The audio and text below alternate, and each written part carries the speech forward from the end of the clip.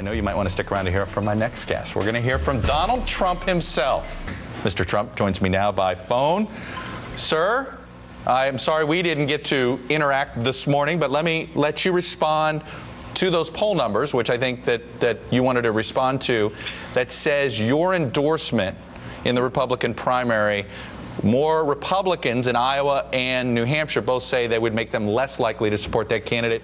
Your response. All right, let me just first start by saying that I was watching the show for about 2 minutes, and you said Donald Trump wanted to respond to a poll.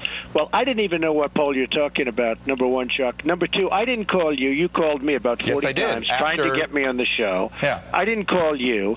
So your statement is false. I mean, you said, quote, I quote, Donald Trump wanted to respond to a poll. Well, I didn't want to respond. Your people called my office about 40 times asking me to go onto the show. So it's dishonest what you're saying, Chuck.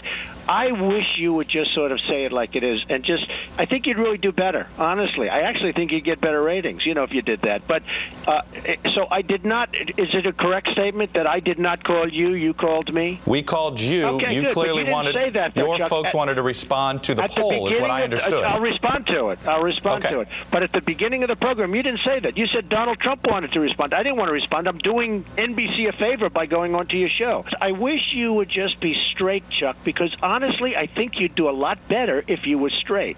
Well, I'm not interested in debating you. I want to ask you about your debate. Well, that's fine, but you got to tell the truth, Chuck. Let me ask you about your Chuck, debate. You have to tell the truth. Let me ask you about the fact that you've got Karl Rove. This is what he said this morning before your appearance this morning on Fox. He said, no, after my appearance.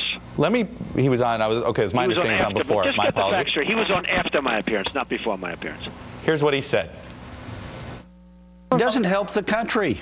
I mean, if you're going to be a candidate, be a candidate. Don't make it contingent upon whether or not your show is renewed or not. If your show is not renewed, you're going to run for president. How trivial is that? How does it trivialize the most important decision that we Americans have, which is who we're going to elect as our president? And he also said let me respond to that. First of all, my show would be renewed anytime I wanted. NBC is dying to renew me again. I don't need to be doing this to get my show. I have one of the highest ratings. It's the #1 show in the 10 o'clock hour. And NBC is dying to renew me, so I don't need this. So he made that up, as he made many things up. All right. Donald Trump, I will leave it there. We called you to come on to respond. Thank you. That is a fact. And it was my understanding you did want to respond to our poll numbers, which you didn't get a chance to. But that's okay. Look, at least you know you called me, and I appreciate you saying that. Mr. Trump, always a pleasure. Thank you very much, Chuck.